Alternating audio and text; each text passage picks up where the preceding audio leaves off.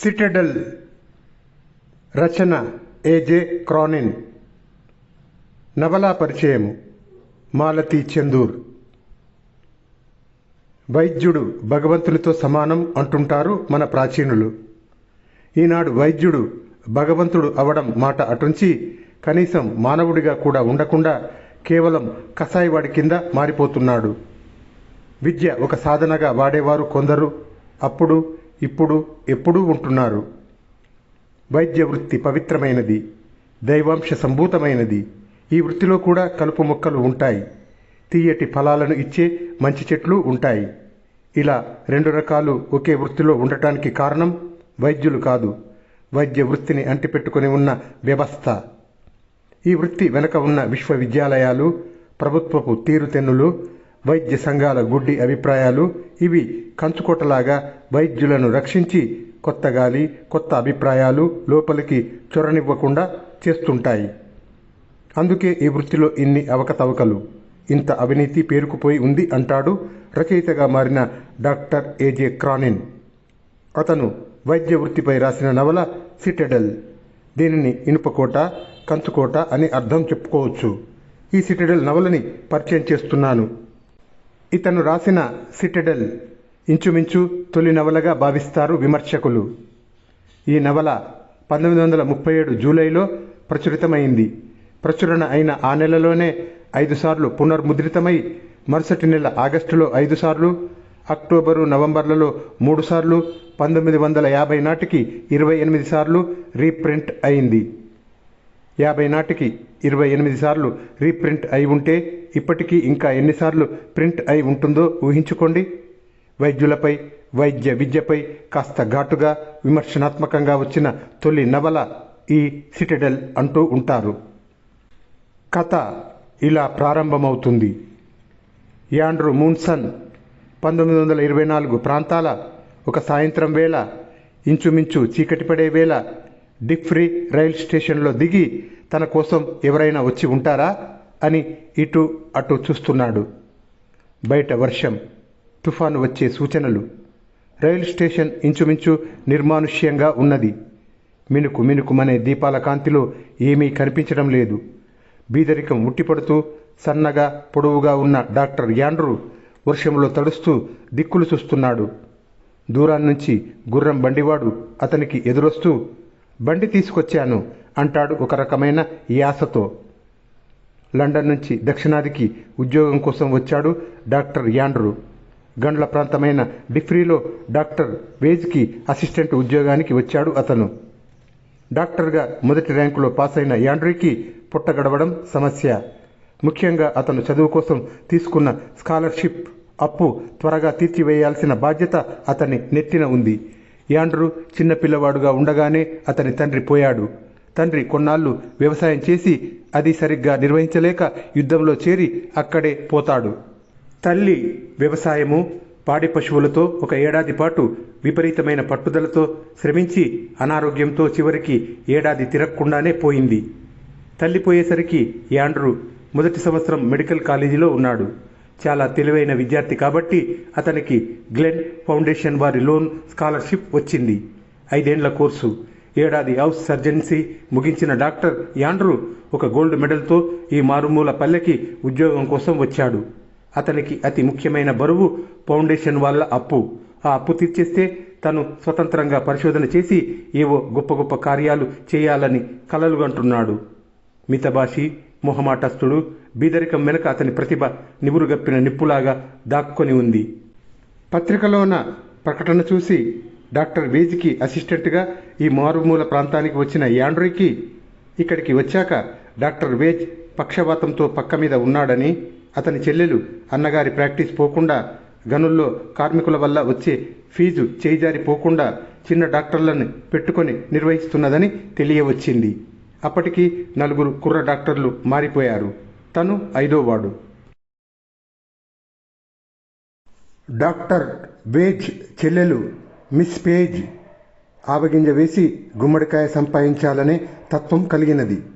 యాండ్రూకి ఇచ్చిన గది, అతనికి పెట్టే తిండి ఇవన్నీ ఎంత క్లుప్తంగా చాలీ చాలనట్లుగా ఉండేవో ప్రాక్టీస్ విషయంలో అంత నిక్కచ్చిగా 100 కళ్లతో కనిపెట్టేది. రోగులకి నీళ్ల మందులు ఇస్తే చాలునని ఆమె వాదన.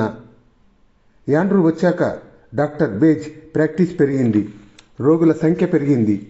పైన మేడ మీద గదిలో డాక్టర్ బేజ్ కదలలేని స్థితిలో పడి ఉండేవాడు. మాట కూడా సరిగ్గా రాని తన అన్నగారు లేచి మళ్ళీ తిరుగుతాడని, ప్రాక్టీస్ చేస్తాడని యాండ్రూ తాత్కాలికంగా వచ్చిన డాక్టర్ తప్ప అతనికి ఈ ఊళ్ళోని ప్రాక్టీసులో ఎటువంటి హక్కు లేదని క్షణం జ్ఞాపకం చేస్తూ ఎప్పటికప్పుడు డబ్బులు వసూలు చేసి బ్యాంకులో దాచుకుంటూ ఉండేది మిస్ పేజ్. అందరూ గనుల మీదే ఆధారపడిన ఆ పల్లెలో 4 డాక్టర్లు ఉన్నారు.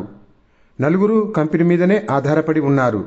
ఆ పల్లెలో మురికి వాడలు, పైకి పొంగుకు వచ్చే మురికి కాలువల గొట్టాలు, తద్వారా దోమలు, జ్వరాలు, ఆ మురికి నీరు తాగే నీటితో కలిసిన కాలుష్యము. ఆ ఊర్లోనే ఉన్న మరో డాక్టర్ డానీ మున్సిపాలిటీకి ఎన్నిసార్లు రాసినా ఆ కాలువల గురించి శ్రద్ధ తీసుకోవటం లేదు.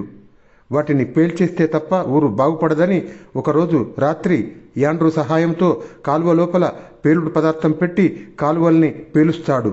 మురికి నీరంతా మున్సిపల్ ఆఫీసర్ ఇంటి చుట్టూరా పారడంతో వెంటనే కొత్త పైపులు వేస్తారు. మిస్ పేజ్ యాండ్రూని ఇంచుమించు బానిసను చూసినట్లుగా చూసేది. యాండ్రూకి విశ్రాంతి లేదు. విశ్రాంతి లేకుండా పేషెంట్ల ఇంటికి విజిట్స్, డిస్పెన్సరీలో ఎడతెగని పేషెంట్లు, ఇలా రోజుకి 20 గంటలు పని కల్పించినా యాండ్రూ చికాకు పడేవాడు కాదు. ఈ ప్రాంతాలలో అతనికి వైద్యంలో అనుభవం చేకూరింది. రోగులకి అతనంటే అభిమానము, నమ్మకము రెండూ కలుగుతాయి. అతని అవసరాలు చాలా తక్కువ. సిగరెట్లు కూడా కాల్చడు. జీతంతో చిల్లర మట్టుకు ఉంచుకొని మిగతాది లోన్గా తీసుకున్న స్కాలర్షిప్ అప్పు కోసం మనీ ఆర్డర్ కడుతూ ఉంటాడు. అప్పుడే అతనికి క్రిస్టీతో పరిచయం అవుతుంది. క్రిస్టీ తల్లి, అన్నగారు యాక్సిడెంట్లో చనిపోతారు. ఒంటరిది అయిన క్రిస్టీ ఆ ఊళ్ళోని ఎలిమెంటరీ స్కూల్లో టీచర్గా ఉంటుంది. సన్నగా నాజూకుగా ఉన్న క్రిస్టీ అంటే యాండ్రూకి మనసులో విపరీతమైన ఆరాధన, ప్రేమ. కానీ పైకి చెప్పే ధైర్యం లేదు. అదే ఊళ్ళో ఉన్న ఒక కార్మికుని భార్యకు లేక పెండ్లైన 25 ఏళ్లకు గర్భం వస్తుంది. 40 ఏళ్ల ఆ స్త్రీ యాండ్రూ మీద భరోసాతో అతని ద్వారానే పురుడు పోసుకుంటానని అంటుంది. కాన్పు ఆలస్యంగా రావడం చేత పుట్టిన పిల్లవాడు ఇంచుమించు ఊపిరి లేకుండా పుడతాడు. మంత్రసాని కూడా చనిపోయిన బిడ్డ పుట్టిందే అనుకుంటుంది. కానీ యాండ్రూకి తనని నమ్మిన ఆ దంపతులకు న్యాయం జరగాలి. ఆ బిడ్డను ఎలాగైనా బ్రతికించాలని వెర్రి కోరికే యాండ్రూకి. మంచు ముద్దలా ఉన్న ఆ పసికూనను వేడి నీళ్లు చన్నీళ్లలో మార్చి ముంచుతూ నెమ్మదిగా వీపు మీద రాస్తూ ఆ నవ పాపలో చలనం కలిగిస్తాడు. బిడ్డ ఊపిరి పీల్చుకొని క్యార్మంటాడు. యాండ్రూలో తెలియని ఆనందం, ఏదో కొత్త ఉత్సాహం, ఒక జీవికి ప్రాణం పోశానన్న సంతోషం. ఆ దంపతులు తమ సంతోషానికి చిహ్నముగా యాండ్రూకి విడిగా డబ్బును బహుమతిగా ఇస్తారు. డాక్టర్ బేజ్కి ఇచ్చే మామూలు ఫీజు కాకుండా విడిగా ఇతనికి డబ్బు ఇవ్వడం మిస్ పేజ్ సహించదు. అతను దొంగతనంగా స్వంత ఆర్జన సంపాదన మొదలుపెట్టాడని నేరం మోపుతుంది. అప్పటికే ఆ ఊర్లో యాండ్రూకి మంచి పేరు, రోగులకి నమ్మకం ఏర్పడింది. అతన్ని అక్కడి డాక్టర్స్ పట్టికలో ఒకనిగా చేరమని కంపెనీ వారు అడుగుతున్నారు. కానీ డాక్టర్ బేజ్ బ్రతికి ఉండగా అతను మంచం మీద ఉన్నా సరే ఆ స్థానంలోకి తాను రాను అంటాడు యాండ్రూ. తను ఇంత నిజాయితీగా ఉన్న మిస్ పేజ్ ఇలా నింద మోపేసరికి సహించలేక అక్కడికక్కడే ఉద్యోగానికి రాజీనామా ఇచ్చేస్తాడు యాండ్రూ. 1 నెల మటుకు వ్యవధిని ఇస్తూ. మిస్ పేజ్ ఈ హఠాత్ పరిణామానికి తెల్లబోతుంది. యాండ్రూకి ఇంత కోపం వస్తుందని, ఇలా నోటీసు ఇచ్చేస్తాడని అనుకోదు.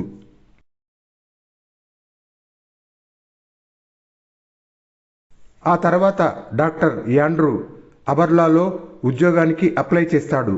అది గనుల ఊరే.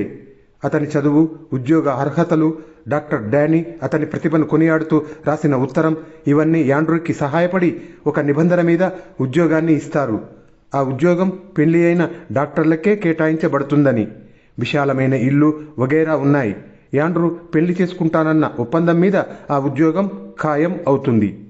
డిఫ్రీకి తిరిగి వచ్చిన యాండ్రూ క్రిస్టీ ఇంటికి వెళ్ళి జరిగింది చెప్పి ఆమెతో తనను పెళ్లి చేసుకోమని కోరతాడు. ఆమెకి తనపైన ప్రేమ లేకపోయినా కొన్నాళ్ల తర్వాతైనా ప్రేమ కలగవచ్చు అని వేడుకుంటూ. క్రిస్టి పక్కాలున నవ్వుతుంది. అమాయకుడైన ఈ వైద్య యువకుణ్ణి చూసిన మరుక్షణంలోనే క్రిస్టి తన హృదయం పారేసుకుంది. అబర్లోలో ఇల్లు, చుట్టూ పరిసరాలు, అక్కడి ఆసుపత్రి అన్నీ మెరుగ్గా ఉన్నాయి. ఈ ఊళ్ళో తనకి తగినంత ప్రాక్టీసు, తద్వారా ఇంకా అనుభవము కలుగుతాయని యాండ్రూ సంతోషపడతాడు. కొత్తలో పేషెంట్లు అతన్ని కాస్త అనుమాన దృష్టితో సందేహంగా చూసినా పోను అతను ఊపిరి సలపని పనిలో మునిగిపోతాడు. గని కార్మికులు అకారణంగా మెడికల్ సర్టిఫికెట్ కావాలని అడిగినప్పుడు యాండ్రూ ఇవ్వడు. అంతక్రితం ఉన్న డాక్టర్ కార్మికుల యూనియన్కి కోపం వస్తుందన్న భయంతో శుభ్రంగా ఆరోగ్యంగా ఉన్న పని వాళ్లకు కూడా జబ్బు అని సర్టిఫికెట్ ఇవ్వడం మామూలు అయింది. ఈ పద్ధతి మంచిది కాదని యాండ్రూ మొండికేయడంతో మొదట్లో కొంత వ్యతిరేకత కలిగినా రోగి పట్ల అతనికి గల శ్రద్ధ, ప్రతి రోగి కూడా ఆరోగ్యవంతుడు కావాలన్న అతని తపన చూసి వ్యతిరేకత పోయి అతని క్లినిక్ రోగులతో కిటకిటలాడుతూ ఉండేది. బొగ్గు గనుల్లోనూ ఖనిజ గనుల్లోనూ పనిచేసే కార్మికులకి ఊపిరితిత్తులు దెబ్బతినే విషయమై యాండ్రూ తన ఇంట్లో ప్రయోగాలు, పరిశోధనలు ప్రారంభించాడు. అప్పుడే అతను MD కూడా చదవడం ఆరంభించాడు. రోగులకి అతనిపై అపారమైన అభిమానము. వారు కృతజ్ఞతతో తెచ్చి ఇచ్చే చిరు కానుకలు, క్రిస్టితో వైవాహిక జీవితము, యాండ్రూ జీవయాత్ర పరిపూర్ణతతో తృప్తిగా ఉంది. అతని అప్పు తీరిపోయింది. 4 డబ్బులు వెనకేసుకున్నాడు. కానీ చుట్టూ ఉన్న డాక్టర్లకి ఇతనిపై కాస్త ఈర్ష్య, కోపం. ముక్కుకు సూటిగా వైద్యం ఒక పరమ పవిత్రమైన వృత్తిగా భావించే ఈ యువ డాక్టర్ తీరు వాళ్ళకి కాస్త ఇబ్బందిగా ఉంది. కానీ ఆ ఊరి ప్రజ అతని వైపు ఉండటంతో అదను కోసం కాచుకొని ఉన్నారు. క్రిస్టి గర్భంతో ఉంటుంది. యాండ్రూకు తన జీవితం సుఖంగా ఉంది, ఏ కోరిక లేదు అని అనుకుంటున్న సమయంలో క్రిస్టి తమ ఇంటికి ఎదురుగా ఉన్న కర్ర వంతెన దాటుతూ ఆ పుచ్చిన వంతెన విరిగిపోవడంతో గోతిలో పడి గర్భస్రావం అవుతుంది. ఆమెకు ఇంకా పిల్లలు కలిగే అవకాశం లేదని చెబుతాడు డాక్టర్. తమకు భగవంతుడు ఇంతే రాశాడు అని భార్యాభర్తలిద్దరూ పరిస్థితులతో రాజీ పడతారు. యాండ్రూ MD 2వ భాగం పూర్తి చేయడంలో తల మునకలై ఉంటాడు. అతను MD పూర్తి చేసి ఊరికి తిరిగి వస్తూ భార్యకి తను ప్రథమ శ్రేణిలో పాసైన విషయం చెప్పాలని ఉవ్విళ్ళూరుతూ ఉంటాడు. ఆ రాత్రి వేళ ఊరి బయటనే అతన్ని కలుసుకొని గనుల వైపుకు తీసుకెళ్తారు. అక్కడ గని కూలిపోయిందని, ఒక కార్మికుడు చిక్కుపడ్డాడని, ఆ చిక్కుపడిన వ్యక్తి తన పేషెంట్ అవడం చేత మిగతా డాక్టర్లు పిలిచినా రాలేదని ఊరివారు చెప్పినప్పుడు యాండ్రూకి తాటి ప్రమాణాన కోపం వస్తుంది. ఆ చీకట్లో కాగడ వెలుగులో గని లోపలికి ప్రాకుకుంటూ వెళ్లి తన పేషెంట్ను బయటికి లాక్కువచ్చి రక్షిస్తాడు యాండ్రూ. ఈ సాహస కార్యంతో యాండ్రూ పేరు ఆ చుట్టుపక్కల ప్రతిధ్వనించిపోతూ ఉంటుంది. అప్పుడు అతను మెడికల్ సొసైటీ అనుమతి లేకుండా ఇంట్లో ఎలకల మీద ప్రయోగాలు చేస్తున్నాడని, ఇది జీవహింసే కాక మెడికల్ సొసైటీని ధిక్కరించడం కూడా అని మిగతా డాక్టర్లంతా కలిసి అతనిపై అభియోగం తెస్తారు. అది విచారణకి వస్తుంది. ఆ విచారణలో ముద్దాయిగా నిలబడిన యాండ్రూ గనుల్లోకి తెల్ల ఎలుకలని, పక్షులను గ్యాస్ ఉందో లేదో తెలుసుకోవటానికి ముందుగా పంపి అవి బ్రతికి ఉంటే మనుషులను భూగర్భంలోకి వెళ్లనిస్తారు. మనిషి ప్రాణాలను కాపాడటానికి ఎలుకలని, పక్షులని వాడుతున్నది కార్మికులే. ఒక డాక్టర్ ఊపిరితిత్తులలో పేరుకునే దుమ్ము గురించిన పరిశోధనలు కుందేళ్ల మీద చేస్తే తప్ప.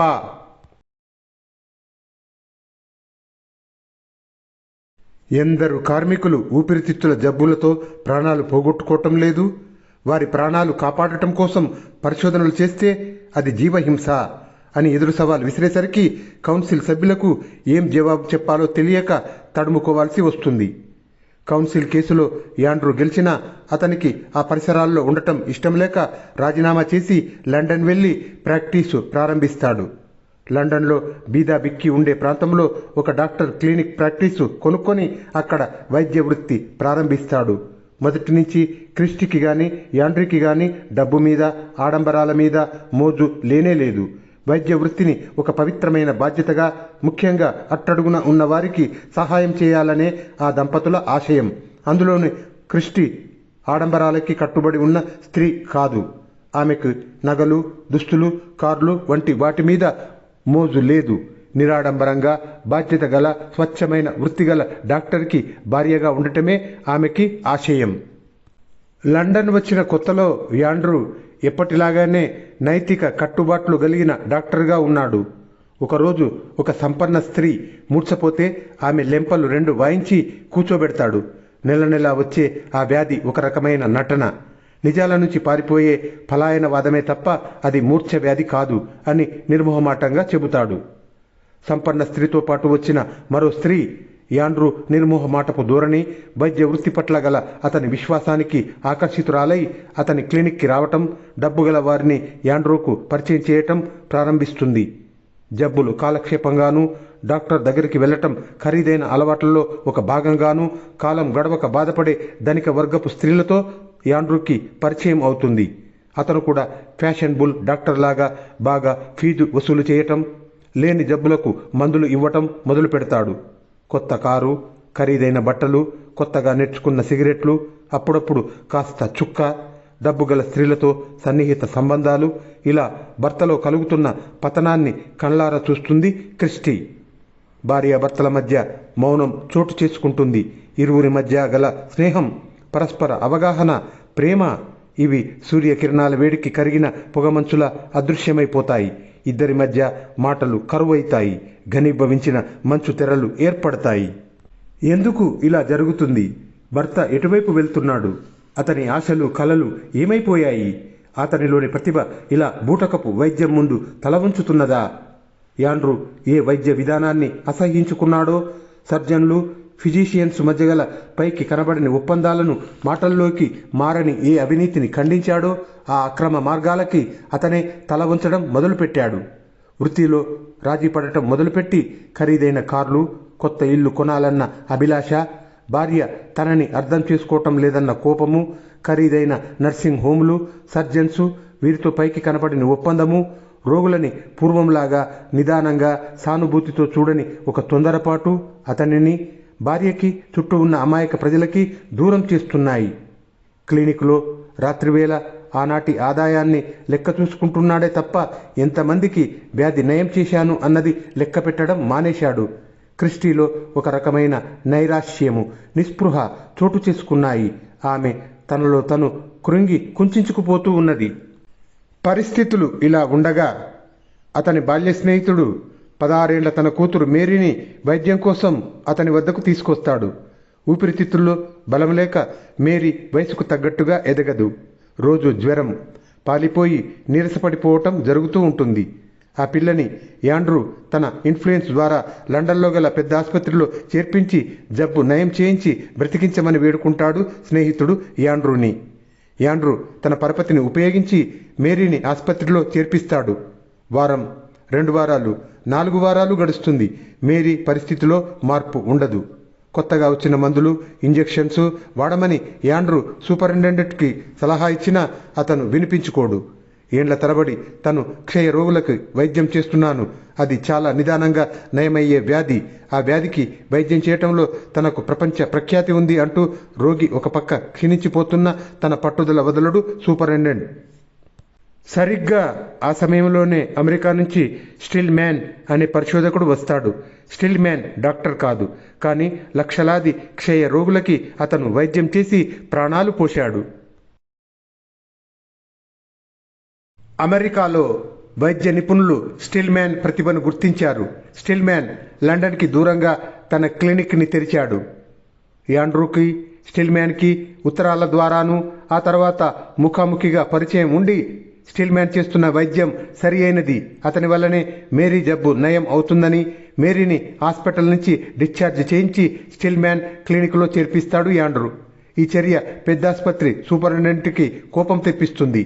తన పేషెంట్ని డాక్టర్ కూడా చదవని మామూలు నాటు డాక్టర్ దగ్గర చేర్పించాడని. అంతేకాదు, మేరీ జబ్బు 2 నెలల్లో నయమై ఆరోగ్యవంతురాలు అవటం మిగతా డాక్టర్లకి అవమానకరంగా ఉంటుంది. ఇలా ఉండగా ఒక రోజున యాండ్రూ లండన్ వచ్చిన కొత్తలో అతన్ని ఆదరించి స్నేహ అభిమానాలను కురిపించిన ఒక బీద దంపతులు వైద్యానికి వస్తారు. భర్తకు విపరీతమైన కడుపు నొప్పి. దానిని నయం చేయగల శక్తి ఒక్క యాండ్రూకి మట్టుకే ఉందని అతనిపై పరిపూర్ణమైన నమ్మకంతో వస్తారు వాళ్ళు. మధ్య వయసులో దృఢంగా బలంగా ఉన్న ఆ వ్యక్తి కడుపు నొప్పితో తప్ప మరో అనారోగ్యంతో లేడు. ఆ బాధ నివారణకు భార్య పోరు పడలేక శస్త్రచికిత్సకు ఒప్పుకుంటాడు ఆ రోగి, యాండ్రూ ఉన్నాడన్న భరోసాతో. యాండ్రూ ఆ రోగిని తన స్నేహితుని ఖరీదైన నర్సింగ్ హోంలో చేర్చి బాగా ఖరీదైన తన స్నేహితుడైన సర్జన్ చేత ఆపరేషన్కి అన్ని ఏర్పాట్లు చేస్తాడు. ఆపరేషన్ టైంలో యాండ్రూ కూడా పక్కనే ఉంటాడు. చాలా ప్రతిభగల సర్జన్, గొప్ప సర్జన్ అని పేరుపడ్డ ఆ డాక్టర్ కేసును పూర్తిగా పరిశీలించకుండానే ఆపరేషన్ మొదలు పెడతాడు. రోగి పుట్టలో గల పెద్ద కంతి తెగి బుస్సున రక్తం ఎగదిమ్మి అక్కడికక్కడే ప్రాణాలు విడుస్తాడు రోగి. యాండ్రూకి ప్రపంచం ఒక్కసారి గిర్రున తిరిగిపోతుంది, తలకిందులవుతుంది. ఈ డాక్టర్కి చిన్న చిన్న ఆపరేషన్లు తప్ప పెద్ద ఆపరేషన్లు చేయటం తెలియదని స్పష్టమవుతుంది. అతని అంచనాలు, విలువలు కుప్పకూలిపోతాయి. కసాయివాడి కంటే హీనంగా ఉన్న ఈ డాక్టర్ని నమ్మి తన స్నేహితుణ్ణి అతని చేతుల్లో పెట్టాడు. చివరికి ఏమైంది? యాండ్రూకి తను అఘాతంలోకి పడిపోయానని అప్పటికి అర్థమై కోపం పట్టలేక ఆ డాక్టర్ని దూషించి ఇంటికి వచ్చి తన బాధనంతా తన భార్య ముందు వెళ్ళగక్కుతాడు. ఆమె ఒడిలో తలపెట్టుకొని తనెంత పతనమైపోయింది చెప్పుకొని వాపోతాడు. ఇటువంటి బూటకపు వైద్య విధానం నుంచి దూరంగా వెళ్ళిపోయి పరిశోధన కొనసాగిస్తూ బీదవారికి వైద్యం చేయాలని అనుకుంటాడు. చాలా రోజులకి భార్యాభర్తలు ఇద్దరు సన్నిహితంగా వచ్చారు. భర్తలోని మార్పుకి, అతనిలోని పశ్చాత్తాపానికి క్రిస్టి తబ్బి ఉబ్బి అయిపోయి కల్మషపూరితమైన ఈ వాతావరణం నుంచి నిజాయితీ, స్వచ్ఛత గల జీవితాన్ని ప్రారంభిద్దామని అంటుంది. డబ్బు కన్నా సేవాధర్మము, వృత్తిధర్మము ఉన్నతమైనది. ఆ ఉన్నత ఆదర్శం వైపు పయనిద్దాం అని భర్తకి ధైర్యం చెబుతూ, అతను ఆకలిగా ఉంది అంటే వంట చేస్తే ఆలస్యం అవుతుందని ప్రక్కనున్న బేకరీకి కేకులు తీసుకురావడానికి వెళ్తుంది క్రిస్టి, ఆనందం పొంగి పొర్లుతున్న హృదయంతో. కిటికీలోంచి కనబడుతున్న నక్షత్రాల వంక చూస్తూ, తన భార్య కూడా నక్షత్రం వంటిది, తనకి చీకట్లో దారి చూపిస్తున్న వేగుచుక్క వంటిది అనుకుంటూ భార్య కోసం ఆత్రంగా చూస్తుంటాడు యాండ్రూ. నెత్తురు ముద్దలా ఉన్న ఆమె దేహాన్ని మోసుకొస్తారు. ఉత్సాహంతో రోడ్ క్రాస్ చేస్తున్న క్రిస్టి బస్ కింద పడుతుంది. యాండ్రూ జీవితం కటిక చీకటి అయిపోతుంది. బయట ప్రపంచంలో ఏమి జరుగుతూ ఉందో కూడా తెలియకుండా 2 నెలలు గడిచాయి. అతను ఇప్పుడిప్పుడే కాస్త తేరుకొని మరణించిన తన భార్య, తను తామిద్దరి ఆశయాల ప్రకారం దూరంగా పల్లె ప్రాంతాల ప్రాక్టీస్ పెట్టాలని అతనికి తోడుగా మరో 2 డాక్టర్లు ప్రయత్నాలు చేస్తున్నారు. ఊరు, స్థలం నిర్ణయం అయింది. ప్రయాణానికి సర్వసన్నాహాలు చేస్తున్నారు. అప్పుడు యాండ్రూకి మెడికల్ కౌన్సిల్ నుంచి సమన్స్ వచ్చాయి. యాండ్రూ పెద్ద ఆసుపత్రి నుంచి మేరీ అన్న పేషెంట్ని బలవంతాన డిశ్చార్జ్ చేయించి వైద్య డిగ్రీ లేని నాటు వైద్యుని క్లినిక్లో చేర్పించాడని. ఇది మెడికల్ కౌన్సిల్ నిబంధనలకి వ్యతిరేకం. బాధ్యత గల డాక్టర్ తన హద్దులు మీరి ప్రవర్తించాడని, ఇందువలన అతని డిగ్రీ రద్దు చేసి అతన్ని ప్రాక్టీస్ చేయకుండా ఆపగల హక్కు కౌన్సిల్కి ఉందనీను. ఈ చర్య వెనుక 2 డాక్టర్ల ప్రోద్బలం ఉంది. టేబుల్ మీద పేషెంట్ చనిపోతే అప్పుడు యాండ్రూ కోపంతో ఆ సర్జన్ కసాయివాడు అని దూషించటం ఆ సర్జన్ మర్చిపోలేదు. నిజం చెప్పినప్పుడు అది అవమానంగా భావించడం సర్వత్రా ఉంది. యాండ్రూ తన బలహీనతని, చేతగానితనాన్ని గ్రహించాడని ఆ సర్జన్కి అవమానము. తన ట్రీట్మెంట్తో నయం కాని జబ్బు మరో మామూలు వ్యక్తి వైద్యంతో నయం అయిందని హాస్పిటల్ సూపరింటెండెంట్కి కోపము. పేషెంట్ మరణించినా పర్వాలేదు, మరో చోట మెరుగయ్యేందుకు యాండ్రూ కారణమయ్యాడని కోపం. అన్నిటికీ మించి ప్రతిభలో, వైద్య వృత్తిలో యాండ్రూ తమ కంటే సమర్థుడన్న ఈర్ష్య. ఇవన్నీ కలిసి మెడికల్ కౌన్సిల్ యాండ్రూకి సమన్స్ పంపాయి. కౌన్సిల్ సభ్యుల ముందు నిఠారుగా, సూటిగా 4 మాటలు మట్టుకే చెబుతాడు యాండ్రూ. జబ్బు నయం చేయడానికి వైద్యులు ఒక్కరే అర్హులు కారు. మెడికల్ డిగ్రీ తీసుకున్న డాక్టర్లందరూ అందరి జబ్బులను నయం చేయటం కల్లా. పిచ్చి కుక్క కాటికి మందు కనిపెట్టిన లూయిస్ ప్యాచర్ గాని, ప్లేగు నివారణకి మందు కనిపెట్టిన హాప్కిన్ గాని వీరెవ్వరూ వైద్యులు కాదు, రసాయన శాస్త్రజ్ఞులు. వీరు తమ పరిశోధనల ద్వారా మహా ఉపకారం చేసిన వాళ్ళు. వారు డాక్టర్లు కాదు కాబట్టి ఆ మందులు మనం వాడటం లేదా? అటువంటి కోవకి చెందినవాడే స్టిల్ మ్యాన్ కూడా. అతను వైద్య కళాశాల నుండి పట్టం పొంది ఉండకపోవచ్చు, వైద్య శాస్త్రం చదివి ఉండకపోవచ్చు. అయితే తన పరిశోధనల ద్వారా క్షయవ్యాధికి మందు కనిపెట్టిన మహనీయుడు స్టిల్ మ్యాన్. అతను నయం చేసిన ఈ రోగి వంక ఒకసారి చూడండి అంటూ ఆరోగ్యంతో త్రుళ్ళిపడుతున్న మేరీని సభ్యులకి ప్రత్యక్ష సాక్షిగా చూపిస్తాడు.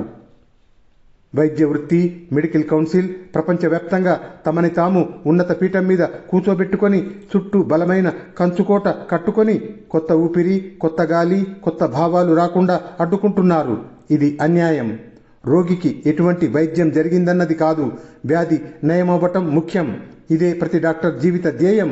వృత్తి గమ్యం అవ్వాలి అంటాడు ఉద్రేకంతో యాండ్రూ నేరస్తుడు కాదు, అతను చేసింది సబబైనదే, సరి అయినదే అని తీర్పు ఇస్తారు కౌన్సిల్ మెంబర్లు. అతను సంతృప్తిగా సేవా ధ్యేయంతో జీవిత పయనం తిరిగి మొదలు పెడతాడు అంటూ ముగిస్తాడు రచయిత.